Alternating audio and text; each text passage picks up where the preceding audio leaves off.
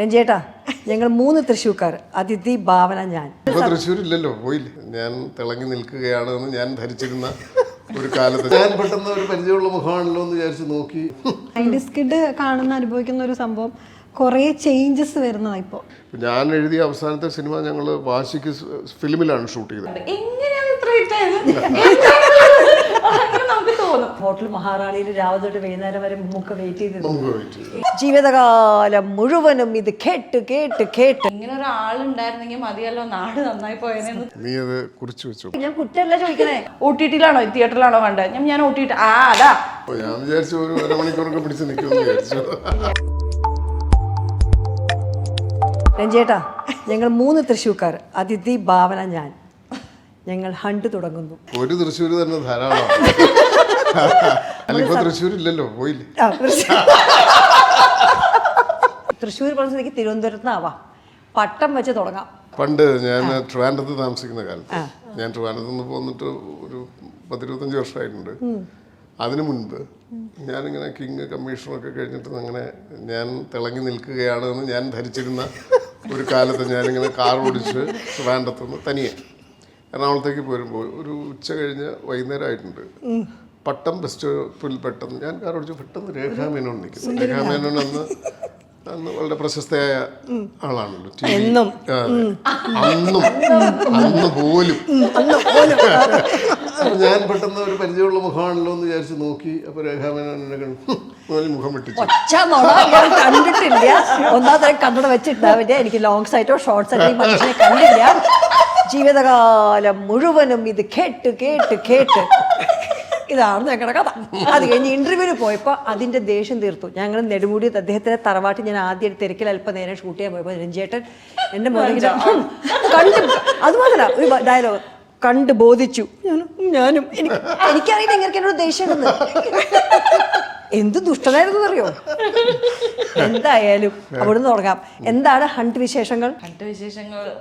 തുടങ്ങാൻ പോകുന്നേ. ഈ പ്രേതം അല്ലെങ്കിൽ ഈ ഒരു ഹൊറർ സിനിമ അഭിനയിക്കുമ്പോൾ രഞ്ജേട്ടൻ ഇതിനു മുന്നേ അഭിനയിച്ചു. താൻ ആദ്യമായിട്ടാണോ?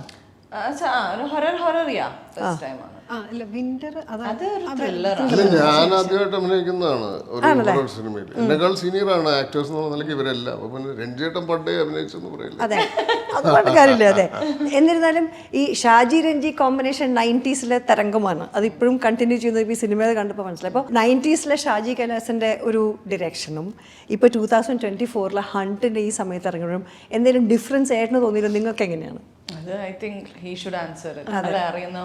അല്ല, 90s ഷാജി കൈലാസ് തരംഗം കണ്ട് ആസ്വദിച്ചിട്ടുള്ള ആളുകളാണ് ഇവര്. എന്നേക്കാൾ ഞാൻ അതിൻ്റെ ഒരു ഭാഗമായിട്ട് നിൽക്കുമ്പോൾ എനിക്ക് ഒരു ഓഡിയൻസ് ആ ഒരു പോയിന്റ് ഓഫ് വ്യൂവിൽ നിന്നായിരിക്കില്ലല്ലോ ഞാൻ ഒരിക്കലും ഷാജി കൈലാസിനെയും ഞങ്ങളുണ്ടാക്കിയ ഒരു കാലത്തിൻ്റെ സിനിമകളും ഒന്നും ഞാൻ അങ്ങനെ ആവില്ല കാണുന്നത്. Because I am part of it. എനിക്കതിനെ ഒരിക്കലും മാറി നിന്ന് കാണാൻ പറ്റുന്നതല്ല. അങ്ങനെ കണ്ടവർക്കായിരിക്കും ഒരു പക്ഷേ. ഡയറക്ഷനിൽ ഓഫ് കോഴ്സ് ഷാജിയുടെ ഒരു പതിവ് സമ്പ്രദായത്തിൽ നിന്ന് വേറിട്ട ഒരു കണ്ടൻ്റാണ്. അപ്പോൾ ഈ കണ്ടൻ്റ് ആവശ്യപ്പെടുന്നതനുസരിച്ച് സംവിധായകൻ അതിലേക്ക് പോവുകയാണല്ലോ ചെയ്യുക. അപ്പോൾ അങ്ങനെ ഷാജിയുടെ ഒരു സിഗ്നേച്ചറുണ്ട് ഷാജിയുടെ എല്ലാ സിനിമകളിലും. അത് മലയാള സിനിമയിൽ ഒരുപക്ഷെ ഒരുപാട് പേരെ ഇൻഫ്ലുവൻസ് ചെയ്തിട്ടുള്ള ഒരു സിഗ്നേച്ചർ പോലെയാണ്. ഷാജി ഉണ്ടാക്കിയ ഒരു തരംഗത്തിൽ നിന്ന് ഇപ്പോഴും സമ്പൂർണ്ണമായിട്ട് മലയാള സിനിമ വ്യതിചരിച്ചിട്ടുണ്ടെന്ന് ഞാൻ വിചാരിക്കുന്നില്ല. ഷാജിയുടെ അംശങ്ങൾ നമുക്ക് അത്തരം ത്രില്ലർ ആക്ഷൻ സിനിമകളിൽ ആരൊക്കെ തന്നെ പുതിയ ആളുകൾ ചെയ്താലും എവിടെയെങ്കിലുമൊക്കെ നമുക്കത് കാണാൻ പറ്റും. അല്ലെങ്കിൽ അതിനെ നിരാകരിക്കുന്നത് കാണാൻ. So that element is still there. ഒന്നുകിൽ അതിനെ പിന്തുടരുന്നത്, അല്ലെങ്കിൽ അതിൻ്റെ ഒരു സ്വാധീനത്തിൽ പെടുന്നത്, അല്ലെങ്കിൽ അതിനെ നിരാകരിക്കാൻ ശ്രമിക്കുന്നത്. അതല്ലാത്ത വേറൊരു വഴി, ഷാജി ഉണ്ടാക്കി വെച്ച വഴി എന്ന് പറയുന്നത് അതിൻ്റെ ഒരു രാജപാതയാണ്. അപ്പം അതിൽ നിന്ന് വേറിട്ട് വേറൊരു പാത സൃഷ്ടിക്കാൻ, സ്വന്തമായ ഒരു വഴി സൃഷ്ടിക്കാൻ ആളുകൾ കമ്പൽഡ് ആവും, പുതിയ ആളുകൾ. അല്ലെങ്കിൽ ഷാജി കൈലാസിൻ്റെ ഒരു ഇൻഫ്ലുവൻസ് എന്ന് പറയുന്നത് ഷാജി ഉണ്ടാക്കിയത് ഒരു ടെക്സ്റ്റാണ്. ആ പാതയിലേക്ക് കൂടിച്ചേർന്നവരാണ് ഇവരൊക്കെ, ആ രാജപാതയിലേക്ക് അല്ലേ. അതെ, അവര് സിനിമ കണ്ടും സിനിമയിൽ വരുന്നതിന് മുൻപ് കണ്ടും സിനിമയിൽ വന്നതിന് ശേഷം കണ്ടും ഷാജിയുടെ ഒപ്പം പ്രവർത്തിച്ചും ഒക്കെ പലതരത്തിലുള്ള എക്സ്പീരിയൻസസ് എല്ലാവർക്കും ഉണ്ടല്ലോ. ഭാവനയ്ക്കുണ്ടല്ലോ ഈ ഒരു സത്യം പറയുന്ന ഒരു ഫീമെയിൽ സെൻട്രിക് ഒരു റോളാണ്. ഒരു ഹൊറർ എലിമെൻറ്റും പാരനോമൽ ആക്ടിവിറ്റിയും ഒക്കെ നടക്കുന്നത്. അപ്പോൾ ഇതിൽ എങ്ങനെയായിരുന്നു when it comes to this രാജപാതയിലേക്ക് എത്തുമ്പോൾ എന്തായിരുന്നു? ഞാൻ നേരത്തെ പറഞ്ഞ പോലെ ഞാനൊക്കെ ഈ ഒരു കോമ്പിനേഷൻ്റെ മൂവീസ് കണ്ട് ഗൂസ് ബംസ് വന്നിട്ടുള്ള ആൾക്കാരിലുള്ള ഒരാൾ തന്നെയാണ് ഞാനും. അതായത് വേറെ അതർ ലാംഗ്വേജസ് ഒരു ഹീറോ കാല് വെക്കുമ്പോൾ പൊടി വറക്കുക അല്ലെങ്കിൽ ഒരാൾ അടിച്ച് ഒരു 20 അടി അപ്പുറത്തേക്ക് പോകുന്നതും കാണിക്കുമ്പോൾ ഇവിടെ ഡയലോഗ്സ് കൊണ്ട് ഹീറോയിസം ക്രിയേറ്റ് ചെയ്തിട്ടുള്ള ഒരു കോമ്പിനേഷനാണ്. നമ്മൾ ഈ പറയുന്ന ഡയലോഗ്സിലാണ് നമുക്ക് ഈ ഒരു ഇത് കിട്ടുക. അതായത് അതിൽ ഇവർ രണ്ടുപേരും കൂടിയിട്ടുള്ള കോമ്പിനേഷനിലുള്ള മൂവീസ് എന്ന് പറയുന്നത് നമുക്ക് 100% ഗൂസ് ബംസ് തന്നിട്ടുള്ള ഡയലോഗ്സ്, സീൻസ്. ഇങ്ങനൊരു ക്യാരക്ടർ ഉണ്ടായിരുന്നെങ്കിൽ അല്ലെങ്കിൽ ഇങ്ങനെ ഒരാൾ ഉണ്ടായിരുന്നെങ്കിൽ മതിയല്ലോ നാട് നന്നായി പോയതെന്ന് തോന്നിക്കുന്ന രീതിയിലുള്ള കോമ്പിനേഷൻസ് ആണ് ഇവരുടെ ക്രിയേഷൻസ് എല്ലാം, ദ ക്യാരക്ടേഴ്സ്. അപ്പോൾ അങ്ങനത്തെ നല്ല ഡയലോഗ്സ്, നല്ല റൈറ്റർ ആൻഡ് അത് ഒരു നല്ല മേക്കർ, അത് പോർട്രേ ചെയ്യാൻ അത്രയും നല്ല ആക്ടേഴ്സ് എല്ലാവരും കൂടി വന്നപ്പോഴത്തേക്കും all these movies are becoming iconic. നമ്മൾ ഇപ്പോഴും അതിനെപ്പറ്റി സംസാരിക്കുന്നു. ഇനി ആഫ്റ്റർ 10 years, ആഫ്റ്റർ 20 years ഇവർ നമ്മുടെ ഒരു മലയാളം സിനിമയുടെ ഹിസ്റ്ററി എടുത്ത് നോക്കുമ്പോൾ ഡെഫിനറ്റ്ലി ഈ ഇപ്പോൾ വേറെ ലാംഗ്വേജ് ഒരു ആ 90s സമയത്ത് വരുന്ന ആക്ഷൻ ഫിലിംസും ഈ ആക്ഷൻ ഫിലിംസും നോക്കിക്കഴിഞ്ഞാൽ ഇപ്പോഴും ഇത് നമുക്ക് കാണുമ്പോൾ കണ്ടിരിക്കാൻ തോന്നുന്ന രീതിയിൽ എടുത്തിരിക്കുക എന്നുള്ളതാണ്. അതാണ് സാധനം നമ്മൾ തിരിഞ്ഞ് വീണ്ടും പോകുമ്പോൾ അതിഥി ഇതിലേക്ക് പുതിയ വന്ന കുട്ടിയാണ്. അപ്പോൾ കൂടുതലായിട്ടും ഇങ്ങനെ ഒരു ഇതിൽ എനിക്ക് സിനിമയുടെ കഥ മുഴുവൻ എനിക്കറിയാം കഥ, പക്ഷെ ഞാൻ പറയുന്നില്ല. എന്നിരുന്നാലും വാട്ട് വാസ് യുവർ എക്സ്പീരിയൻസ്? എനിക്ക് പറഞ്ഞ പോലെ ഞാനാണ് ഇതിൽ പുതിയ ഒരാൾ. ഇവൻ ചേച്ചിയും ഷാജി സാറും ചിന്താമണി കൊലക്കേസിൽ വരെ ഒരുമിച്ചിട്ടുള്ളതാണ്. അങ്ങനെ ഒരു മൂവി ചെയ്തിട്ടുണ്ട്. ഞാൻ ഈ പറഞ്ഞ പോലെ ഈ മൂവീസൊക്കെ കണ്ട് വളർന്ന കുട്ടികളിൽ ഒരാളാണ്. അപ്പം എനിക്ക് വലിയൊരു പുതിയൊരു എക്സ്പീരിയൻസ് തന്നെയാണ് സാറിൻ്റെ ഒരു വർക്കിൽ. കാരണം ഇതുവരെ ഉള്ളതൊക്കെ പുതിയ ആളുകളോട് ഞാൻ വർക്ക് ചെയ്തിട്ടില്ല. എനിക്ക് അങ്ങനെ സീനിയർ ആയിട്ടുള്ള ആളുകളോട് അങ്ങനെ ഒത്തിരി വർക്ക് ചെയ്തിട്ടുള്ള എക്സ്പീരിയൻസ് എനിക്കില്ല ഡയറക്ടേഴ്സിൽ. അപ്പോൾ സാറിന് ഇതിലേക്ക് വരുമ്പോൾ ശരിക്കും ഒരു സിനിമാറ്റിക് ഫീൽ ഇല്ല. നമ്മളിപ്പം മിസ് ചെയ്യുന്ന ഇപ്പം എല്ലാം കൂടുതൽ റിയലിസ്റ്റിക് മൂവീസ് അല്ലെങ്കിൽ അങ്ങനത്തെ ഡയലോഗ്സ് എന്താണോ ഒരു സിനിമാറ്റിക് ആയിട്ടുള്ളത്, ഞാൻ അതൊക്കെ കണ്ട് അതാണ് ഇപ്പോഴും എനിക്ക് ഇഷ്ടമുള്ളത്. അപ്പം അത് ഇപ്പോഴും ഈ മൂവിക്കകത്ത് കാണാൻ സാധിക്കും. അതാണ് നേരത്തെ പറഞ്ഞ ഒരു എലമെന്റ്സ്, ഷാജി സാറിന്റെ ഒരു എലമെന്റ് ഇതിൻ്റെ അകത്തുണ്ട്. അപ്പം അതെനിക്ക് ചെയ്യാൻ പറ്റിയത് എനിക്കൊരു പുതിയ എക്സ്പീരിയൻസ് ആണ്. കാരണം ഞാൻ ആഗ്രഹിച്ച് ഇഷ്ടപ്പെട്ട സിനിമ ചെയ്യണമെന്ന് ആഗ്രഹിച്ചൊക്കെ ഈ സിനിമകളൊക്കെ കണ്ടിട്ടുണ്ട്. അപ്പം അതെനിക്കിതിൽ ചെയ്യാൻ പറ്റി. ഈ പറഞ്ഞ പോലെ കടുത്ത ഡയലോഗുകളൊക്കെ ചില പോർഷനിലൊക്കെ എനിക്കുണ്ടായിരുന്നു, വെരി ഗുഡ് റൊമാൻസൊക്കെ. അപ്പൊ എനിക്കത് ഭയങ്കര ഒരു പുതിയ നല്ലൊരു ഒരു കുട്ടിക്കാലം ഓർമ്മ വന്നോ? ചെറുതായിട്ട്. ചേട്ടാ അപ്ഡേറ്റഡ് ആവുക എന്ന് പറയുന്നത് ഇപ്പം 90s അതല്ലെങ്കിൽ പിന്നെ അത് 80s 90s എന്നൊക്കെ പറഞ്ഞ് നമ്മൾ അപ്ഡേറ്റഡ് ആകുമ്പോൾ ഏട്ടൻ അങ്ങനത്തെ ഒരാളാണ്. എന്താ വെച്ചിട്ടുണ്ടെങ്കിൽ ഡയറക്ഷൻ പ്ലസ് എന്താ പറയുക റൈറ്റിംഗ്, ഇപ്പം ആക്ടിങ്. സോ ഈ ജേർണിയിൽ ഏട്ടൻ പഠിച്ചു വെച്ചേക്കുന്ന ഒരു സംഭവം അപ്ഡേറ്റഡ് ആവാൻ എങ്ങനെ? അപ്ഡേറ്റഡ് ആവാൻ ഇപ്പോൾ ഓരോ പീരീഡും ഉണ്ടാക്കുന്ന വ്യവസ്ഥകളുണ്ട്. ഇപ്പോൾ ഞാൻ സിനിമ കണ്ട് തുടങ്ങുന്ന കാലം, അപ്പോൾ ഞാൻ ആദ്യമായിട്ട് ഒരു സ്വബോധത്തിൽ കാണുന്ന, അതായത് ഒരു ഓർമ്മയിൽ നിൽക്കാൻ പാകത്തിൽ കാണുന്ന സിനിമ ചെമ്മീനാണ്. 65 എനിക്ക് 5 വയസ്സുള്ളപ്പോൾ. അത് നമ്മളൊരു സിനിമ കണ്ടത്, അതിനു മുമ്പ് ശ്രീരാമ പട്ടാഭിഷേകം കണ്ടിട്ടുണ്ട്, പക്ഷേ എനിക്ക് ഓർമ്മയില്ല. പേര് ഓർമ്മയുണ്ട്. അത് വളരെ അങ്ങനത്തെ ഒരു പേരായതുകൊണ്ട്, ഒരു ഭാരപ്പെട്ട ഘനപ്പെട്ട പേരായതുകൊണ്ട് അത് ഓർമ്മയുണ്ട്. ആ ചെമ്മീൻ എന്ന് പറയുന്ന സിനിമ പിന്നെ ഞാൻ കാണുന്നത് വീഡിയോ വന്ന കാലത്താണ്, VHS വന്ന കാലത്ത്. അതിനുശേഷം പിന്നീട് ചെമ്മീൻ തിയേറ്ററിലോ ഒന്നും കാണാൻ പറ്റുന്ന ഒരു സാഹചര്യമില്ല. ഇത് സിനിമ ഉണ്ടായ കാലം മുതലുള്ള മുഴുവൻ സിനിമകളും ആളുകൾക്ക് ഒരു വോയിസ് കമാൻഡിൽ, ഒരു വിരൽ സ്പർശം പോലും വേണ്ട, കാണാൻ പറ്റുന്ന തരത്തിൽ അത്ര വലിയ ഒരു ലൈബ്രറി ആയിട്ട് ചരിത്രവും ലോകവും മാറുകയാണ്. ഇപ്പോൾ നമ്മളൊരു പുസ്തകം തേടി പിടിക്കണമെങ്കിൽ ലൈബ്രറി, കോളേജ് ലൈബ്രറി അല്ലെങ്കിൽ പബ്ലിക് ലൈബ്രറി, അവിടെ ഒരു മെമ്പർഷിപ്പ്, അതിന് പൈസ, നമ്മൾ ആവശ്യപ്പെട്ട ഒരു പുസ്തകം പലപ്പോഴും ഏറ്റവും ഫാസ്റ്റ് മൂവിങ് ആയിട്ടുള്ളൊരു പുസ്തകമായിരിക്കും. ഒരു റിസർച്ച് മെറ്റീരിയൽ നമുക്ക് ആവശ്യമുണ്ടെങ്കിൽ നമ്മൾ എത്ര തവണ ഒരു ലൈബ്രറിയിൽ എത്ര സമയം സ്പെൻഡ് ചെയ്യണം. അപ്പോൾ അങ്ങനെ അപ്ഡേഷൻ എന്ന് പറയുന്നത് വലിയ പരിശ്രമം ആവശ്യമുള്ളൊരു കാലഘട്ടമുണ്ടായിരുന്നു. അതിൽ നിന്ന് ടെക്നോളജി മാറി, ഇൻഫർമേഷൻ ടെക്നോളജി ഭയങ്കരമായിട്ട് എമേർജ് ചെയ്തു. ഇപ്പോൾ ഏതിനേയും നമുക്ക് എത്തിപ്പിടിക്കാൻ പാകത്തിൽ അത്ര വിപുലമായ ശേഖരമാണ്. നമുക്കൊരിക്കലും ഈ അവൈലബിൾ ആയിട്ടുള്ള ഇൻഫർമേഷൻസ്, ഇപ്പം ഞാൻ കോളേജിൽ പഠിക്കുന്ന കാലത്ത് ആ കാലത്ത് ഇറങ്ങിയ എല്ലാ പുസ്തകങ്ങളും അതിന് മുൻപ് ഇറങ്ങിയതും നമ്മുടെ ഒരു സാഹിത്യ ചരിത്രവുമായി ബന്ധപ്പെട്ട് നമ്മൾ നോക്കുകയാണെങ്കിൽ ആ ഇവല്യൂഷൻ്റെ എല്ലാം ഭാഗമായിട്ടുള്ള എല്ലാ പുസ്തകങ്ങളും വായിച്ചിട്ടുണ്ടാവും. ഓൾമോസ്റ്റ് വായിക്കേണ്ടത് മുഴുവൻ, നല്ലതും ചീത്തതും ഒക്കെ, ചീത്തയായതും ഒക്കെ വായിച്ചിട്ടുണ്ടാവും. ഇപ്പോൾ അങ്ങനെയല്ല, നമുക്ക് ഒരു ദിവസം ഇറങ്ങുന്ന റീൽസ് കാണാൻ തന്നെ ഒരു ദിവസം തികയില്ല. അപ്പോൾ ഏത് സിനിമയും നിങ്ങൾക്ക് കാണാൻ ലഭ്യമാണ്. നമുക്ക് സമയം മതിയാവാത്തത്. അതുകൊണ്ട് അപ്ഡേഷൻ എന്ന് പറയുന്നത് ഒരിക്കലും കംപ്ലീറ്റ് അല്ല. നമ്മളൊരു പുതിയ ടെക്നോളജിയെക്കുറിച്ച് ഇപ്പോൾ സിനിമയിൽ തന്നെ, ഞാൻ എഴുതിയ അവസാനത്തെ സിനിമ ഞങ്ങൾ വാശിക്ക് ഫിലിമിലാണ് ഷൂട്ട് ചെയ്തത്. കാരണം ഇനി ഫിലിമിൽ കിങ് ആൻഡ് ദ കമ്മീഷൻ 2012 അന്ന് നമുക്കറിയാം ഫിലിം എന്ന് പറയുന്നത് കാലഹരണപ്പെടുകയാണ്, നാട് നീങ്ങുകയാണെന്നറിയാവുന്നതുകൊണ്ട് ഇനി ഒരിക്കലും ഫിലിമിൽ ആ ഒരു എക്സ്പീരിയൻസ് നഷ്ടപ്പെടാതിരിക്കാൻ വേണ്ടി ഞാനും ഷാജിയും കൂടെ എന്നുള്ളത് അപ്പോൾ ഡിജിറ്റലൈസ് ചെയ്ത് കഴിഞ്ഞു. പ്രസാദ് ലാബൊക്കെ പതുക്കെ ഈ രംഗത്ത് നിന്ന് ഫിലിം പ്രോസസ്സിങ്, പ്രിന്റിങ് എന്നൊക്കെ പറയുന്ന ലാബ് പരിപാടിയൊക്കെ അന്യം നിന്ന് പോയില്ല. അപ്പോൾ ഞാൻ പറയുന്നത് 12 വർഷം മുൻപ്, അതിനുശേഷം അന്നുണ്ടായിരുന്ന സംവിധാനങ്ങളെല്ലാം തന്നെ മാറി. ഞാനിനി ഒരു സിനിമ സംവിധാനം ചെയ്യണമെങ്കിൽ പുതിയ ടെക്നോളജി ഞാൻ പഠിക്കണം. മാറ്റങ്ങളെക്കുറിച്ച് നമുക്കറിയാം, മാറുന്നതിനെ നമ്മൾ സ്ക്രീനിൽ കാണുന്നുണ്ട്. But I have to experience it. I have to start from one. മക്കളുണ്ടല്ലോ വീട്ടിൽ? ഉണ്ട്, അല്ല മക്കളുണ്ട്. നമുക്ക് ഈ പറയുന്ന എല്ലാ ചാനലുകളും, ഇൻഫർമേഷൻ്റെ എല്ലാ ചാനലുകളും നമുക്ക് ആക്സസിബിൾ ആണ്. പക്ഷേ ഒരു റിയൽ ലൈഫ് എക്സ്പീരിയൻസ് എന്നുള്ള നിലയ്ക്ക് ഞാൻ നാളെ ഒരു VFX എന്നൊക്കെ പറയുന്ന പരിപാടി, അല്ലെങ്കിൽ നമ്മൾ ഡോൾബിയിൽ നിൽക്കുന്ന ഒരു പീരീഡിലാണ്. അതായത് മറ്റേ മൂവിയോളയിൽ എഡിറ്റ് ചെയ്യുന്ന കാലത്താണ് എൻ്റെ അവസാനത്തെ സംവിധാനം നിൽക്കുന്നത്. ഞാൻ അവസാനം സംവിധാനം ചെയ്യുന്ന സിനിമ മൂവിയോളയിലാണ് എഡിറ്റ് ചെയ്യുന്നത്. അപ്പം ടെക്നോളജി എല്ലാം മാറി. സോ മാസ്റ്റർ ക്ലാസ് ആണ് അല്ലേ? അപ്ഡേഷൻ എന്ന് പറയുന്നത് മനുഷ്യൻ നിരന്തരമായിട്ട് ചെയ്തുകൊണ്ടിരിക്കുകയാണ്. നമ്മൾ ഒരിക്കലും ആ അപ്ഡേഷൻ പോകുന്ന സ്പീഡിൽ നമുക്കതിനെ പിന്തുടരാൻ പറ്റില്ല. ടെക്നോളജി മാറുന്ന സ്പീഡിൽ നമുക്കതിനെ പിന്തുടരാൻ പറ്റില്ല. ഏട്ടൻ്റെ സിനിമകളൊക്കെ 100-150 ദിവസം, നിങ്ങളുടെയൊക്കെ ആദ്യ കാലത്തൊക്കെ നമ്മൾ നോക്കുമ്പോൾ എല്ലാം 150 ദിവസം, 100 ദിവസം, 200 ദിവസം കൂടി സിനിമകളുണ്ട്. ഇപ്പം അത് എത്ര ദിവസമാണ് ശരിക്കും പറഞ്ഞാൽ സക്സസ് എന്ന് പറയുന്നത്? 18 സെൻറ്ററിൽ അല്ലെങ്കിൽ 12 സെൻറ്ററിൽ സിനിമ റിലീസ് ചെയ്തിരുന്ന കാലമുണ്ട്. അതായത് നിങ്ങൾക്ക് എറണാകുളത്ത് 4-5 പ്രൊമിനൻ്റ് ആയിട്ടുള്ള തിയേറ്റേഴ്സ്, ബാക്കി സബർബുകളിലൊക്കെ ചെറിയ BNC എന്നൊക്കെ പറയുന്നത് ഒരു BNC തിയേറ്ററിൽ 200 ദിവസം ഓടി അല്ലെങ്കിൽ 250 ദിവസം ഓടി കഴിഞ്ഞിട്ടാണ് ഒരു B തിയേറ്ററിൽ അല്ലെങ്കിൽ ഒരു C തിയേറ്ററിൽ ഒരു സിനിമ. അതായത് ഈ വർഷം ജനുവരിയിൽ ഇറങ്ങിയ ഒരു സിനിമ ചിലപ്പോൾ ഡിസംബറിലോ ഒക്കെ ആയിരിക്കും താഴേക്ക് ചെല്ലുക. നഗരവാസികൾക്കുള്ള ഒരു കാഴ്ചയുടെ പീരീഡ് കഴിഞ്ഞിട്ടാണ് സബർബ്സിൽ താമസിക്കുന്ന ആളുകൾക്ക് സിനിമ കാണാൻ ഉണ്ടാവുക.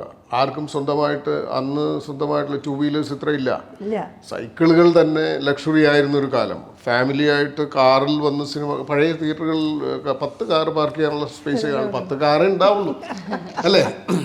അന്ന് ഒരു സെൻറ്ററിൽ ഇപ്പോൾ കവിത അല്ലെങ്കിൽ പത്മ അല്ലെങ്കിൽ ഷെണായിസ് എന്നൊക്കെ പറയുന്ന ഇവിടുത്തെ തിയേറ്ററുകളിൽ, സവിത ഇവിടെയൊക്കെ ഒരു സിനിമ 100 ദിവസം ഓടുക എന്ന് പറയുന്നത് മിനിമം.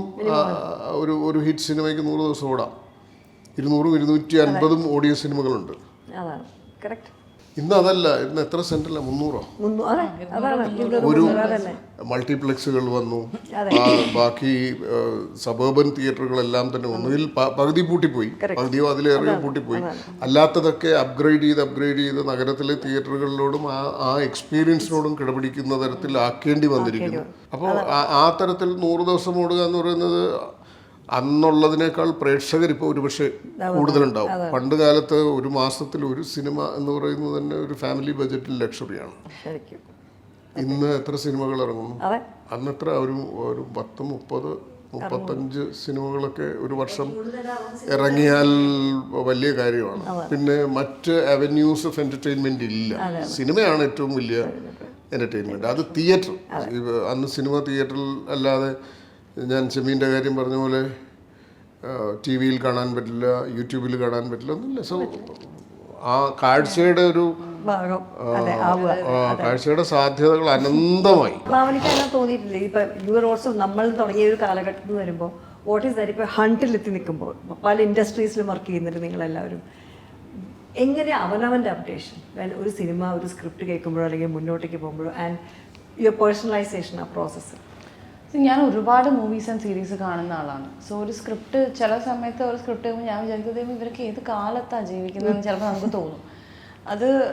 നമുക്കത് തോന്നുന്ന ഒരു ഫീല് മാത്രമാണ്. പിന്നെ നമ്മൾ തോന്നുന്നത് എപ്പോഴും കറക്റ്റ് ആവണമെന്നും ഇല്ല കേട്ടോ. കാരണം നേരത്തെ ഞാൻ പറയുമായിരുന്നു, ഇപ്പോൾ ആസ് ആൻ ആർട്ടിസ്റ്റ് ഞാൻ കേൾക്കുന്നതേ ഉള്ളൂ. അതെങ്ങനെ മേക്ക് ചെയ്ത് എടുക്കുന്നു, അല്ലെങ്കിൽ അതിലാണ് ശരിക്കും ഒരു മൂവിയുടെ സക്സസ് ഇരിക്കുന്നത്. ഇപ്പോൾ വളരെ സക്സസ് ആയിട്ടുള്ള ഒരു മൂവി എടുക്കും, അതിൻ്റെ ഒരു 1 ലൈൻ കേട്ട് കഴിഞ്ഞാൽ നമ്മൾ ഇതെന്താ പത്ര ഉള്ളതെന്ന് ചിലപ്പോൾ തോന്നും. പക്ഷെ അത് എടുത്തു വരുന്നത് അതാണ് ഒരു മേക്കറിൻ്റെ ഒരു ടാലൻറ്റ് അല്ലെങ്കിൽ സക്സസ്. അവിടെ ഒരു നല്ല ഡയറക്ടറിൻ്റെ കിട്ടിയിരുന്നെങ്കിൽ ഇത് കുറേം കൂടി നന്നാവുമായിരുന്നു. ചില പടങ്ങളെ പറ്റി നമ്മൾ പറയുന്നതിൻ്റെ കാര്യം ഇതാണ്. മേക്ക് ചെയ്യാന്ന് പറയുന്നൊരു വലിയ ടാലൻ്റാണ്. നമ്മൾ കേൾക്കുമ്പോൾ എൻ്റേതായിട്ടുള്ള വിഷ്വലാണ് ഞാൻ ഉണ്ടാക്കിക്കൊണ്ടിരിക്കുന്നത്. അത് ചിലപ്പോൾ ഭയങ്കരമായിരിക്കും, ചിലപ്പോൾ അത് നന്നായിരിക്കില്ല. അപ്പോൾ നമ്മൾ കാണുമ്പോൾ അയ്യോ ഞാൻ ഇങ്ങനെയല്ല വിചാരിച്ചത്, അല്ലെങ്കിൽ ഇങ്ങനെയല്ല ഞാൻ പ്രതീക്ഷിച്ചിട്ടുണ്ടായിരുന്നു, അല്ലെങ്കിൽ ഞാൻ വിചാരിച്ചതിനേക്കാളും നല്ല എന്നുള്ളത് നമ്മളിങ്ങനെ മാറി വരുന്ന അതൊരു നല്ല മേക്കർ ഇൻവോൾവ് ആകുമ്പോൾ ഉള്ള ഒരു ഇതാണ്. അപ്പോൾ അപ്ഡേറ്റ് ചെയ്യാന്ന് പറയുന്നത് ഇതൊക്കെ തന്നെ. എനിക്ക് ടു ബി ഓണസ്റ്റ്, ഞാൻ ചില സമയങ്ങളിൽ ചില സിനിമകൾ കാണുമ്പോൾ ഇതൊക്കെ ഇങ്ങനെ ഹിറ്റായി പോയതെന്ന് ഞാൻ ചിലപ്പോൾ ആലോചിക്കാറുണ്ട്. അതേസമയം ചില സിനിമകൾ നമ്മൾ കാണുമ്പോൾ ഇതെന്താ ഹിറ്റാവാതിരുന്നതെന്ന് തോന്നാറുണ്ട്. സോ അതൊരു നമ്മുടെ മേ ബി അതിൻ്റെ പേഴ്സണൽ ഇതായിരിക്കാം.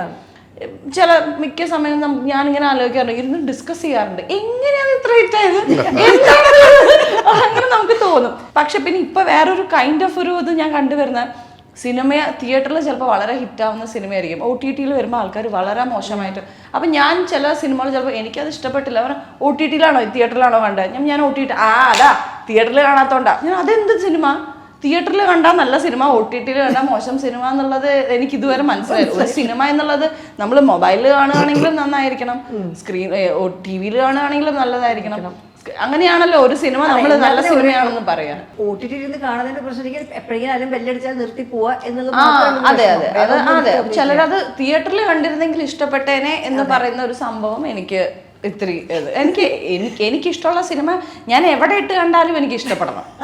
അതാണ് ഞാൻ വിചാരിക്കുന്നത്. അവിടെ കണ്ടാ ഇഷ്ടപ്പെടില്ല, ഇവിടെ കണ്ടാ ഇഷ്ടപ്പെടുന്നു പറയുന്നത് കുട്ടി എങ്ങനെയാ ഒരു സിനിമ യെസ് പറയാ?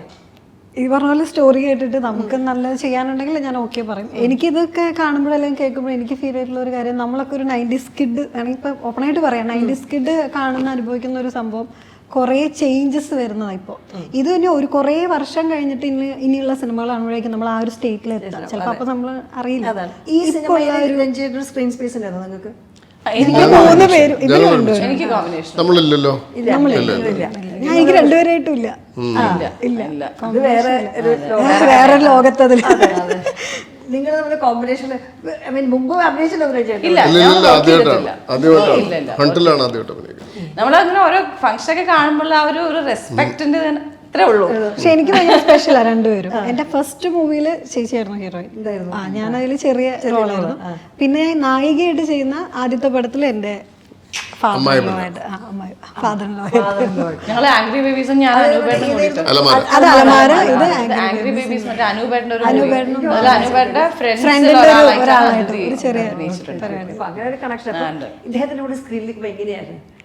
എനിക്ക് ഞാൻ നേരത്തെ സമാധാനമായിട്ട് ഞാൻ കുറ്റല്ല വളരെ കംഫർട്ടബിൾ ആയിരുന്നിരിക്കുന്നു. അല്ല ഇങ്ങോട്ട് ഞാൻ സത്യം പറഞ്ഞാൽ ഞാൻ ആ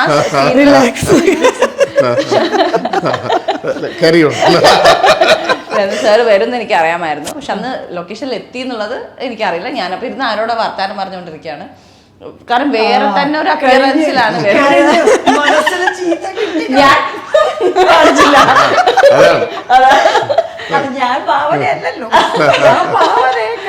അപ്പൊ ഒരാള് വന്ന് ഹലോ ഗുഡ് മോർണിംഗ് എന്ന് പറഞ്ഞോണ്ട് ഞാൻ നോക്കിയപ്പോ പെട്ടെന്ന് വേറൊരു ഓൾറെഡി വേറെ തന്നെ ഒരു അപ്പിയറൻസ് ആണ്.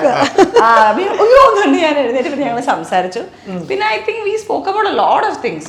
എല്ലാം 90s മൂവീസിന്റെ എനിക്കിങ്ങനെ ഓരോരോ ഈ ഐക്കോണിക് മൂവീസിന്റെ ഒരു പിറവി ഉണ്ടല്ലോ, ഇത് എങ്ങനെ ഉണ്ടായി തോട്ട് അല്ലെങ്കിൽ ഈ ഡയലോഗ്സ് അതിനെ പറ്റിയൊക്കെ ഞാൻ മുമ്പൊരു ഇന്റർവ്യൂ ഇതിപ്പോ പറഞ്ഞിട്ടുണ്ട്. ഈ എന്താ പറയാ സുരേഷ് ഗോപിയുടെ എല്ലാ ഐക്കോണിന്റെ ഒരു ഡയലോഗ് ഹോട്ടൽ മഹാറാണിയിൽ രാവിലെ തൊട്ട് വൈകുന്നേരം വരെ നമുക്ക് വെയിറ്റ് ചെയ്തു. ഏത് ഡയലോഗായിരുന്നു? ഇന്ത്യ എന്ന മഹാരാജ്യത്തിന്റെ അതിപ്പോഴും നമ്മൾ അറിയില്ലേ, പറയാൻ അറിയില്ലെങ്കിലും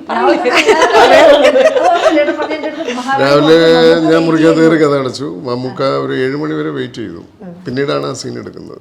രാവിലെ തൊട്ട് നമുക്ക് വെയിറ്റ് ചെയ്തു.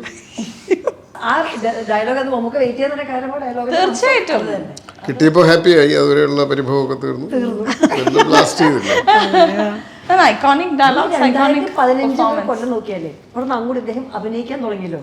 2015 എത്ര സിനിമയിൽ അഭിനയിച്ചിട്ടുണ്ട്? ഓൺലി 2015 മാസ്കിംഗ് ഇപ്പോഴോ? ഈ 2015 ഒരു കൊല്ലം എത്ര സിനിമയിൽ താങ്കൾ അഭിനയിച്ചോ? 2014 ഓം ശാന്തി അവിടെ താങ്കൾ 10 വർഷം 20 പടത്തിൽ അഭിനയിച്ചത് ഒരു കൊല്ലം. ഉണ്ടാവും. വീട്ടിലിരിപ്പില്ലെന്ന് ഇപ്പൊ വീട്ടിലിരിക്കുക. ഒരു സംവിധാനം മിസ് ചെയ്യുന്നു അല്ലേ? നോക്കട്ടെ. പ്ലീസ്. എപ്പോഴും പറയും ഞാൻ എഴുത്ത് തുടങ്ങിയെന്നൊക്കെ പറയും, പക്ഷെ എഴുത്തങ്ങടെ പുറത്തേക്ക് എഴുത്ത് തുടങ്ങാറുണ്ട്, തീർക്കാറില്ലെന്നേ ഉള്ളൂ. ആകെ കൂടി എന്നെ ഒറ്റയ്ക്ക് പിടിച്ച് നിൽക്കുന്ന ഒരു ഒറ്റ ആളേ ഉള്ളൂ വീട്ടിൽ. കൊച്ചുമോൻ.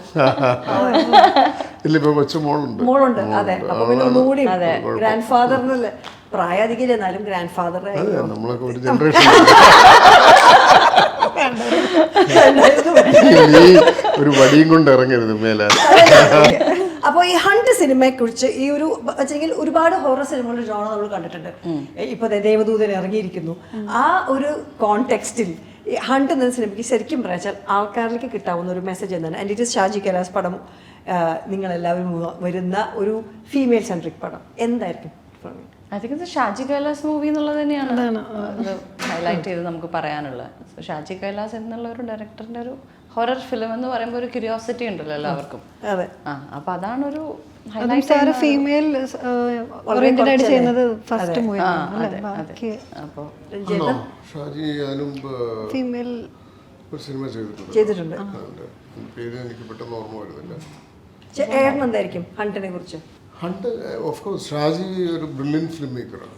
ഷാജിയുടെ ബ്രില്യൻസിന് ധാരാളം സാധ്യതകളുള്ള ഒരു കണ്ടന്റാണ് ഈ സിനിമ എന്ന് ഞാൻ വിചാരിക്കുന്നു. ഒരു വിഷ്വലി അതുകൊണ്ട് തന്നെ ഒരു ഹൊറർ സിനിമ ആവശ്യപ്പെടുന്ന ഒരു മേക്കിങ്ങിൻ്റെ പ്രത്യേകതകളുണ്ടല്ലോ. അതൊക്കെ ഷാജിയെ സംബന്ധിച്ചിടത്തോളം ഷാജിക്ക് നിസ്സാരമായിട്ട് സാധ്യമാകുന്ന ഒരു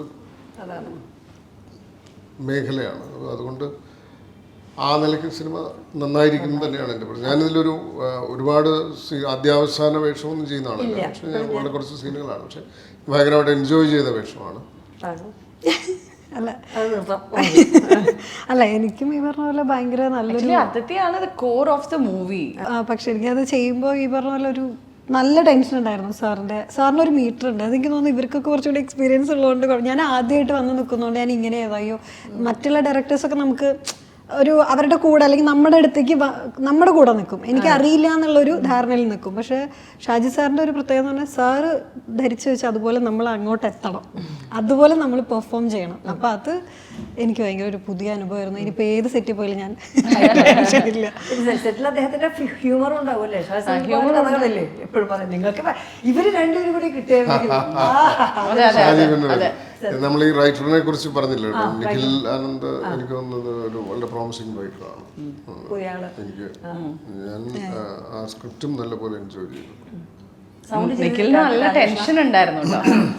രഞ്ജിസാർ പറഞ്ഞ ദിവസം ഞാനെങ്ങനെ പോയി സീൻ പറയും എന്നൊക്കെ പറയുന്നുണ്ടായിരുന്നു എൻ്റെ അടുത്ത്. അത് ഭയങ്കര ഒരു ടെൻഷൻ ഉണ്ടായിരുന്നു. അല്ല ഞാൻ എങ്ങനെ ആളുടെ അടുത്ത് ഞാൻ പോയി എങ്ങനെ പറഞ്ഞു കൊടുക്കും എന്നൊക്കെ ഉള്ള ഭയങ്കര ടെൻഷൻ ഉണ്ടായിരുന്നു. അപ്പൊ ഞാൻ പറയരുത് കാണുമ്പോൾ ഉള്ള ബലംപിടുത്തുള്ള ഭയങ്കര സ്വീറ്റ് ആണെന്ന് പറഞ്ഞു.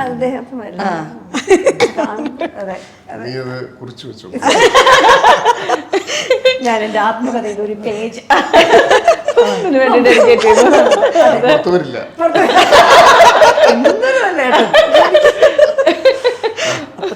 അദ്ദേഹത്തിന് പോവാൻ സമയം എനിക്കറിയാം. Thank you so much.